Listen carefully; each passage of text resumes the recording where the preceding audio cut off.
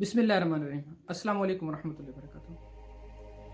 जब रसूलुल्लाह सल्लल्लाहु अलैहि वसल्लम ने मक्का से मदीना की तरफ हिजरत की तो पहली इस्लामी रियासत मारज़ वजूद में आई, जिसे ला इलाहा इल्लल्लाह मुहम्मद रसूलुल्लाह के नाम पर बनाया गया। दूसरी इस्लामी रियासत जिसको हम पाकिस्तान कहते हैं, पाक का मतलब पाक, सतान का मतलब इलाका, यानी कि पाक लोगों के रहने का इलाका। मदीना तैयबा का मानी भी इसी तरह बनता है। मदीना सिटी या शहर को कहते हैं जहाँ पर सिविलियन लोग रहते हैं, और तैयब का मानी पाक, यानी पाक लोगों के रहने की जगह। इनडायरेक्ट पाकिस्तान का मीनिंग भी मदीना तैयबा ही बनता है। ये पाकिस्तान की पहली मुमासलत है जो मदीना तैयबा से बनती है। मैंने अक्सर फ़ुक़रा को ये कहते सुना है कि पाकिस्तान अल्लाह का इरादा है भा, ये कभी ना टूटने के लिए बना है, और इंशाअल्लाह वजल मुझे उम्मीद है कि पाकिस्तान रहती दुनिया तक कायम व दायम रहेगा। जैसे रसूलुल्लाह सल्लल्लाहु अलैहि वसल्लम ने मक्का से मदीना की तरफ हिजरत की, यानी शिमाल की तरफ हिजरत, वही हिजरत रसूलुल्लाह सल्लल्लाहु अलैहि वसल्लम की सुन्नत को अदा करते हुए यहाँ के मुसलमानों ने की और दूसरी इस्लामी रियासत की बुनियाद रखी। मदीना के अंदर रहते हुए रसूलुल्लाह सल्लल्लाहु अलैहि वसल्लम ने कुफार मक्का से 3 जंगें लड़ी। पहली जंग बदर के मकाम पर हुई, जहाँ मुसलमान थोड़े थे और कुफार ज़्यादा थे, तो मुसलमानों ने वहाँ पर एक दबंग फतह हासिल की। सेम पहली जंग यहाँ पर 65 की हुई, जहाँ पे मुसलमान गालिब रहे। दूसरी इस्लामी जंग जिसको हम ग़ज़वा उहद कहते हैं, इस जंग में मुसलमानों ने नुकसान उठाया, जैसे 71 में हमने उठाया। इसी तरह तीसरी जंग जिसको जंग खंदक कहा जाता है, यानी एक तरफ खुदाई करके पहाड़ बनाया गया और दूसरी तरफ ढलान बनाई गई। तो ये वही मुमासलत जो कारगिल में थी, ये तीसरा मार्का था जो बैन ही वही मुमासलत लेकर यहाँ पर लड़ा गया। मुसलमानों ने अपनी जान जोखिम में डालकर खंदक की खुदाई की, मदीना पर हमला करने से रोका।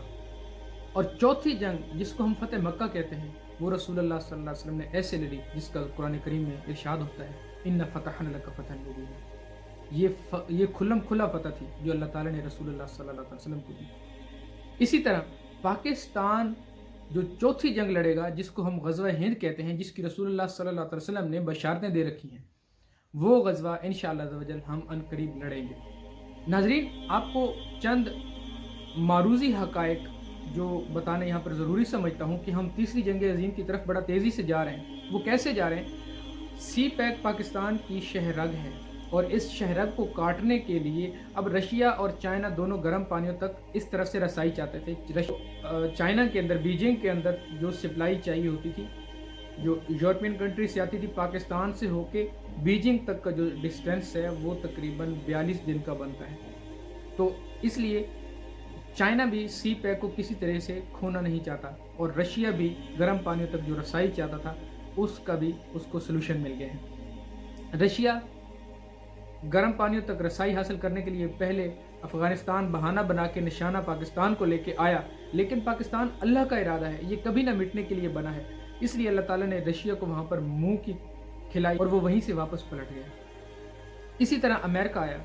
ये सद्दे सिकंदरी है, याजूज खुश्की का डाकू था और माजूज तरी का डाकू था। सेम वही चीज़, रशिया जो खुश्की का डाकू है, इसने अपने साथ में जितनी भी रियासतें थी उन सारी रियासतों को हड़प कर गया। इसी तरह जो माजूज है, जो तरी का डाकू है, जिसे बहरी कज़ाक कहा जाता था, वही डाकू जहाँ पर इसका बेड़ा जाता है वहीं पर तबाही मचा देता है। तो ये 2 डाकू हैं, और ये पाकिस्तान सद्दे सिकंदरी है जिसको ये याजूज व माजूज कभी नहीं फलांग सकते।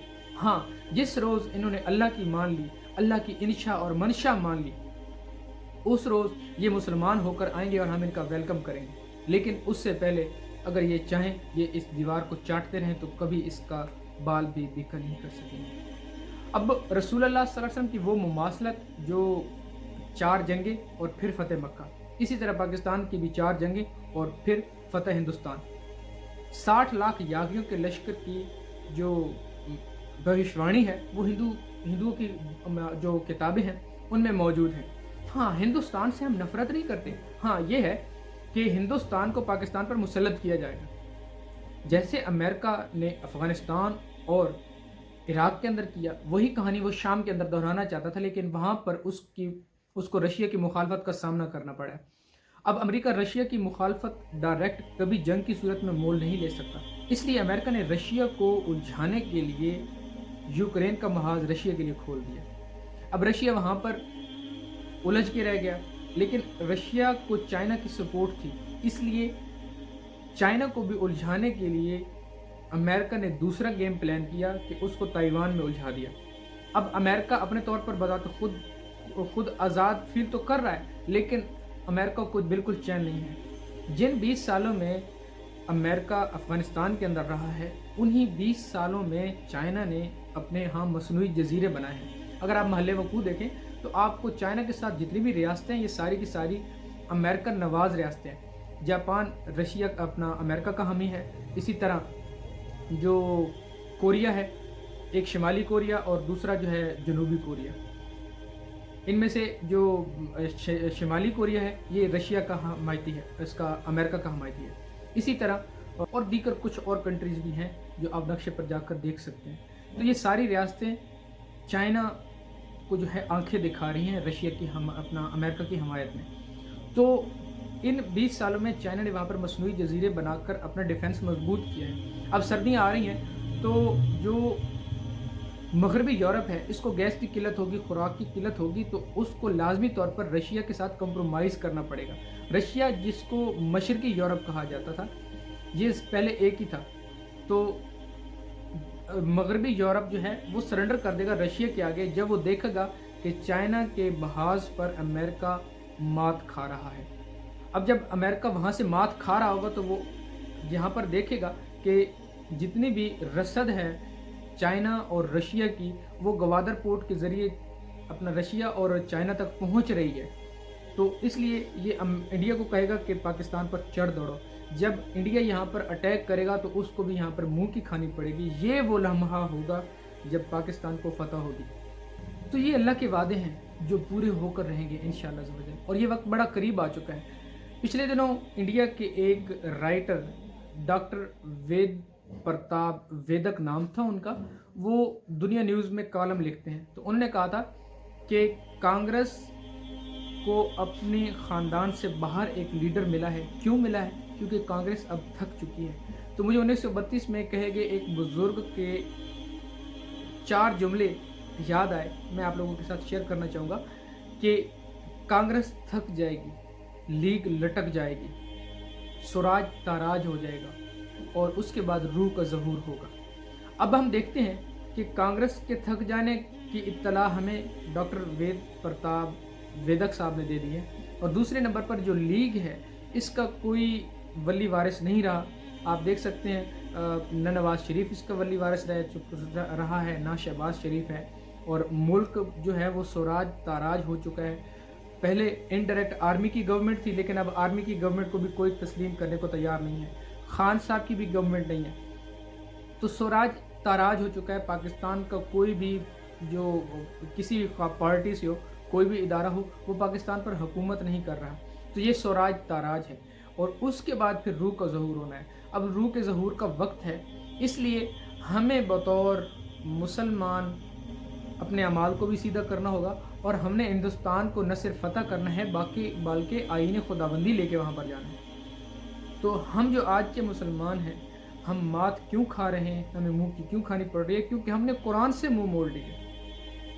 कुरान की बजाय हमने दूसरी किताबों से कस्ब इल्म शुरू किया। वो किताबें जो इंसानों की लिखी हुई हैं, उन इंसानों की लिखी हुई किताबों की वजह से आज इस्लाम पर सवालात उठाए जाते हैं। तो इन सवालात के उठने का मेन रीज़न यही है कि मुसलमानों ने कुरान की बजाय दीगर किताबों से तालीम हासिल करनी शुरू की और इस्लाम को जानने की कोशिश की।